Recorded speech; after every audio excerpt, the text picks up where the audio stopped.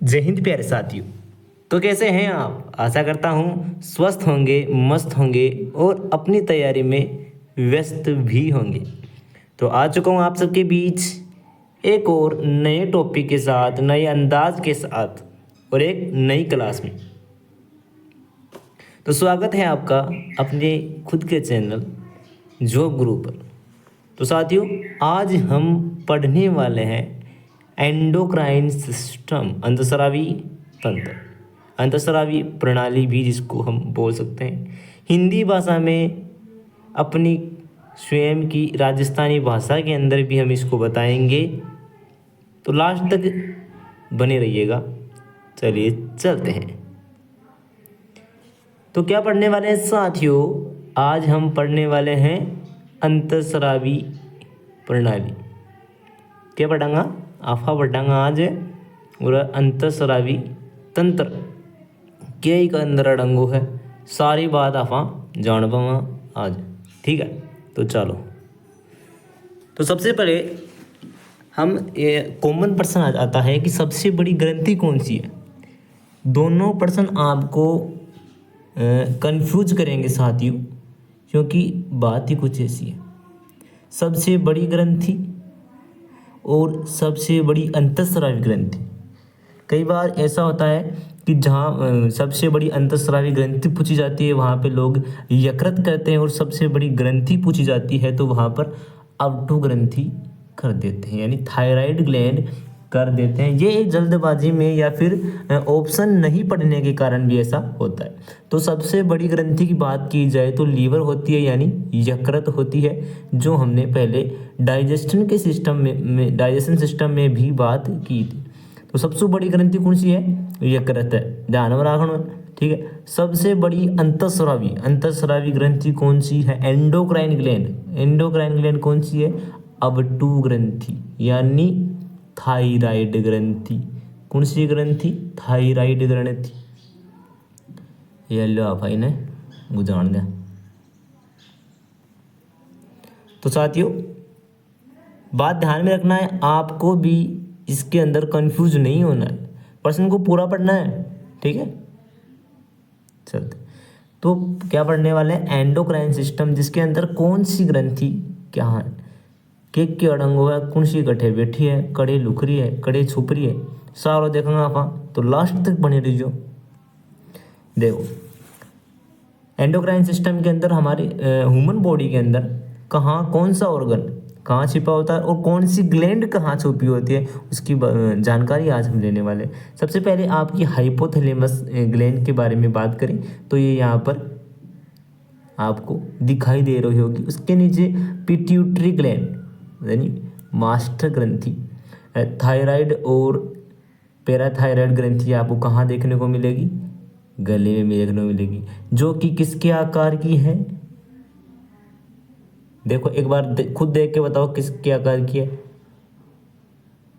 ऐसी है ना, दिख रही है ना, एच के आकार। और इधर आपकी ये पीनियल ग्लैंड यानी पीनियल ग्रंथि आपको देखने को मिल रही होगी। इसके पीछे हाइपोथैलेमस के नीचे, हाइपोथैलेमस के नीचे कहाँ होती है? Pineal gland. इनकी स्थिति भी पूछी जाती है कई बार, तो आप ये ध्यान में रखें कि कौन सी ग्रंथि कहाँ, इसलिए मैं आपको दिखा रहा हूँ।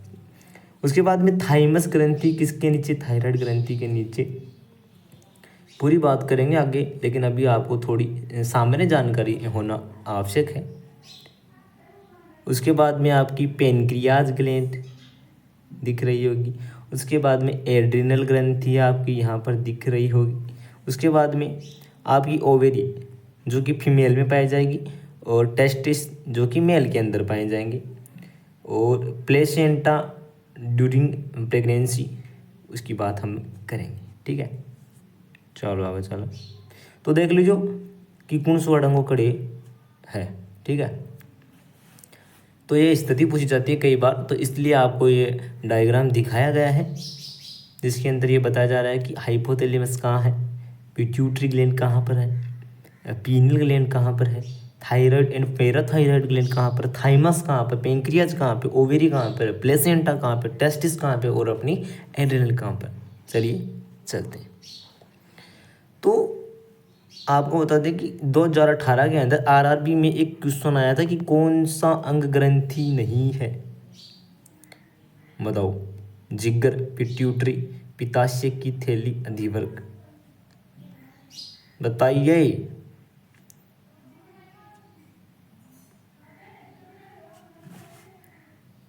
दिख रहा होगा आपकी, लीवर भी है, एड्रिनल भी है, पिट्यूटरी भी है, तो क्या नहीं है यहाँ पर, पित्ताशय की थैली यानी गोल ब्लैडर। ठीक है। दूसरा क्वेश्चन देखें, आप बताना, एक और लेके आए हूँ, वो भी आरआरबी 2018 में ही आया हुआ है। मानव में अंतःस्रावी ग्रंथि नहीं है, इसका आपको अभी नहीं पता चलेगा क्योंकि अभी हमने देखा ही नहीं है कि अंतःस्रावी ग्रंथि कौन सी है, बहिःस्रावी ग्रंथि कौन सी है, तो इसका हम बाद में बात करेंगे इस क्वेश्चन की। ठीक है। तो बात करने वाले हैं साथियों ग्लैंड्स। ग्लैंड्स कितने प्रकार की होती है? 3 टाइप्स की ग्लैंड आपको देखने को मिलेगी, endocrine gland, exocrine gland, endocrine gland और मिक्स ग्लैंड। यानी एंडोक्राइन को मतलब है वो अंतःस्रावी ग्रंथि, एंडोक्राइन को मतलब एक्सोक्राइन का मतलब बहिःस्रावी ग्रंथि, एंडोक्राइन का मतलब हो गया अंतःस्रावी ग्रंथि और मिक्स्ड ग्लैंड को मतलब होगा मिश्रित ग्रंथि। अभी मिश्रित ग्रंथि को क्या चक्कर है, क्या दोनों को काम करेगी, और एक्सोक्राइन और एंडोक्राइन के बाद हम आगे करेंगे। ठीक है। तो बात करते हैं ग्लैंड्स यानी बहिःस्रावी ग्रंथि की। द सीक्रेट जूस, यह रस का स्राव करती है। किसको रस स्राव करे? रस को। कौन सो रस? आम को रस नहीं, आपको अलग रस आवे, हार्मोन। ठीक है। यह अपने स्राव को वाहिका के द्वारा स्रावित करती है। किसके द्वारा? नलकी हो के अंदर पाइप होंगी, बी का द्वारा कौन करेगी? पैसा। यानी सबसे मेन डिफरेंस इनके अंदर अगर देखने को मिलेगा तो यही मिलेगा कि ये पाइप से करती है, वो बिना पाइप करती है। यानी ये पानी कहाँ से, जो स्राव जूस है वो किसके द्वारा पहुँचाएगी? वाहिकाओं के द्वारा, यानी पाइप्स के द्वारा ये पहुँचाएगी। एग्जाम्पल की बात करें तो लीवर यानी यकृत हो गया, पेनक्रियाज हो गई, और अपने पसीने की ग्रंथि यानी स्वेट ग्लैंड्स आपको देखने को मिलेगी। तो चलते हैं आगे। सबसे मेन डिफरेंस का आपको ध्यान में रखना है। तो सबसे मेन डिफरेंस मैंने आपको क्या बताया कि ये वाहिकाओं के द्वारा स्रावित करती है। किसके द्वारा स्रावित करती है? श्रावण का वाहिकाओं के द्वारा। जूस कैसे पूछाओगी? वाहिका के द्वारा, पाइप के द्वारा पूछाओगी। ठीक है, ध्यान में रखनी है बात। चलिए चलते हैं। अब आती है एंडोक्राइन ग्लैंड यानी अंतःस्रावी ग्रंथि। कौन सी ग्रंथि? अंतःस्रावी ग्रंथि। The secret hormone and base in blood, क्या के अंदर? ब्लड के अंदर हार्मोन का स्राव करती है, वह रुधिर तक पहुंचाती है। हार्मोन का श्रावण करती है और रुधिर तक पहुंचाती है। यह वाहिका रहित ग्रंथि है, यानी इसके अंदर पाइप नहीं है। क्या नहीं है? पाइप नहीं है। They are ductless. क्या है? डक्टलेस। मेन डिफरेंस मैंने आपको बताया कि बहिःस्रावी के अंदर वाहिका पाई जाएंगी और अंतःस्रावी के अंदर वाहिकाएं नहीं पाई जाएगी, यानी एब्सेंट रहेगी। अगर एग्जाम्पल की बात करें तो अवटु ग्रंथि हो गई यानी थायराइड ग्रंथि, पीयूष हो गई अपनी, पीनियल हो गई अपनी, और अग्नाशय हो गई। चलिए चलते हैं। अब सबसे बाद में आती है तीसरी ग्रंथि अपनी। हमने एंडोक्राइन और एक्सोक्राइन के बारे में अध्ययन किया। एक्सोक्राइन के अंदर ग्लैंड्स पाइप प्रेजेंट होती है और एंडोक्राइन के अंदर पाइप प्रेजेंट नहीं होती, यानी एब्सेंट होती है, यानी वाहिका रहित होती है। तो सबसे मेन डिफरेंस की बात करी जाए तो वाहिकाओं को यहाँ पर देखने को मिलेगा। ठीक है। अब मिश्रित ग्रंथि कौन सी है? यह अंतःस्रावी व बहिःस्रावी दोनों की तरह कार्य करती है। यानी कई बार होगा ना कि दो बेटा न्यारा होगा और बगम माँ की करेगी, कदे छोड़ के बेटा का काम करे और कदे बडूढ़ा बेटा का काम करे। यानी मिश्रित ग्रंथि को भी वही काम है, सेम अड़ंग वही को वही है कि या कदे तो एक्सोक्राइन चल जाएगी, यानी बहिस्रावी ग्रंथि और आगे काम कर लेगी और कर देखी करेगी अंतःस्रावी ग्रंथि को काम कर लेगी। यानी मिश्रित ग्रंथि, यानी मिली जुली है, यानी जोड़ क्या बेटागन भी जाएगा और बरोड़ा बेटागन भी रोटी खा ले। ठीक है, तो क्या है, यह अंतःस्रावी व बहिस्रावी दोनों की तरह कार्य करती है। किसकी तरह? अंतःस्रावी और बहिस्रावी दोनों की तरह। शीर्मर है, इसको मतलब योर है। अग्नाशय ग्रंथि इसका उदाहरण है। इसका उदाहरण क्या है? अग्नाशय ग्रंथि है, जो कि अग्नाशय ही रस का स्रावण करती है और हार्मोन इसके है इंसुलिन व ग्लूकागोन। कौन से हैं? इंसुलिन व ग्लूकागोन। तो हमने तीनों ग्रंथियों के बारे में अध्ययन किया। एक बार फिर से मैं आपको बता दूं। सबसे पहले बहिस्रावी ग्रंथि, यानी बहिस्रावी ग्रंथि जिसके अंदर वाहिकाएं पाई जाती हैं, वाहिकाएं प्रेजेंट होती हैं। और एग्जाम्पल की बात करें तो अग्नाशय और पसीने ग्रंथि यानी श्वेत ग्लैंड। और उसके बाद में बात करें हम अंतःस्रावी ग्रंथि की, तो इसके अंदर वाहिका अब्सेंट होती है। एग्जाम्पल की बात करें तो अवटु, पीयूष और पीनेल और अग्नाशय। ठीक है, और उसके बाद में जो की बात शीर्मर है, कौन सी? शीर को मतलब मिश्रित ग्रंथि। अग्नाशय को उदाहरण है, यह अंतःस्रावी और बहिस्रावी दोनों की तरह कार्य करती है, वो आगे बाद में बात करेंगे। तो बाद में अभी यहाँ पर हम देखेंगे कि एक्सोक्राइन ग्लैंड और एंडोक्राइन ग्लैंड आपके सामने थोड़ा सा इनका क्रिया करने का तरीका दिखाया गया है कि केमिकल सिक्रेशन हो रहा है। ये केमिकल सिक्रेशन हो रहा है, केमिकल स्रावण और स्किन या सरफेस की त्वचा की सतह दिख रही था ना। Chemical produced by the gland, chemical के अंदर ग्रंथि के अंदर स्रावित हो रहा है। ठीक है, और सिक्रेशन हो वो क्या का अंदर? एक्सोक्राइन ग्लैंड, जिसके अंदर क्या है? पाइप है, पाइप है। ठीक है, और एंडोक्राइन ग्लैंड यानी अंतःस्रावी ग्रंथि की बात की जाए, जिसके अंदर वाहिकाएं क्या होती है? अब्सेंट होती है। ब्लड इन कैपिलरीज, ब्लड के किन में है? कैपिलरी में है। Hormones are secreted into blood, hormone किस में स्रावित होगा? रक्त के द्वारा पहुंचाया जाएगा। द मेन डिफरेंस क्या है? Hormones are secreted into blood.